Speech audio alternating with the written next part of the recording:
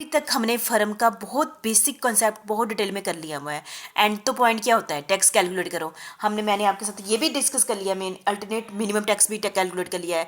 और उससे पहले एक डिस्कस किया था कि रेगुलर टैक्स भी लगता है ना, पहला टॉपिक। तभी तो हम अल्टरनेट मिनिमम टैक्स को कंपेयर करते हैं, ठीक है।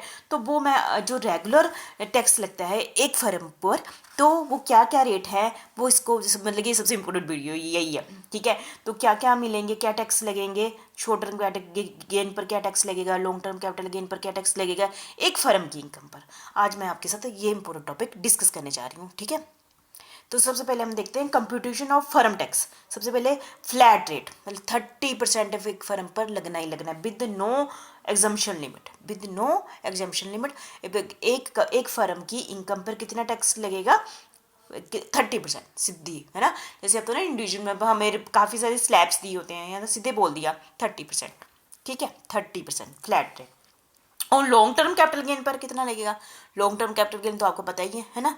तो कितना लगेगा, 20%। लॉन्ग टर्म कैपिटल गेन पर कम है, ठीक है। और short term capital gain on security cover under STY rate, short term security पर कितना लगेगा, 15% है, उससे भी कम है, आधा हो गया फ्लैट रेट से ना।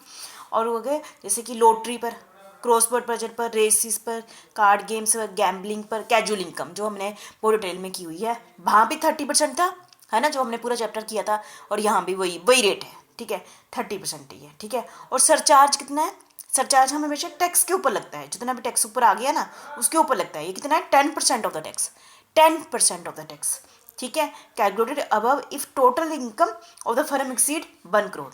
यदि ये सरचार्ज कब लगेगा, यदि टोटल इनकम एक फर्म की कितनी होगी है, 1 करोड़ से क्या होगी है, ज़्यादा होगी है।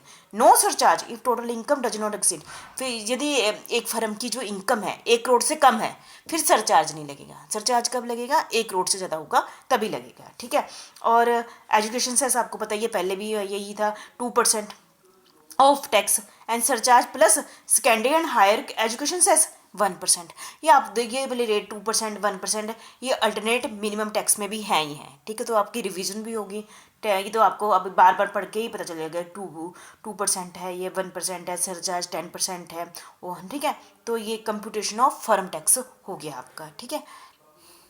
और treatment of share of income from firm, treatment आपको पता है, treatment of share of income from firm, it is fully exempted. यदि एक पार्टनर को फर्म से इनकम मिलती है, स्टार्टिंग में आपको बोल दिया था under section 10(2)(a), under section 10(2)(a) के अंदर मिलती है ना, एक पार्टनर को फर्म से क्या मिलती है, जिसने कैपिटल लगाई है, इनकम मिलती है, इट इज़ टैक्स फ्री, क्योंकि फर्म ने अपने लेवल पर उस पर क्या दे दिया है, टैक्स दे दिया है।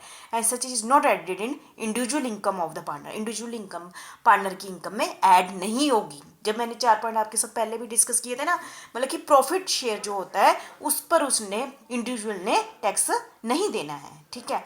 दूसरा, treatment of remuneration and interest receive from firm, firm से रेम्यूनरेशन रिसीव करता है, इंटरेस्ट रिसीव करता है, it is not added in individual income of the firm, ठीक है। तो लेकिन इससे रिलेटेड कुछ कंडीशन हैं, हमने पहले बहुत डिटेल में कर लिया।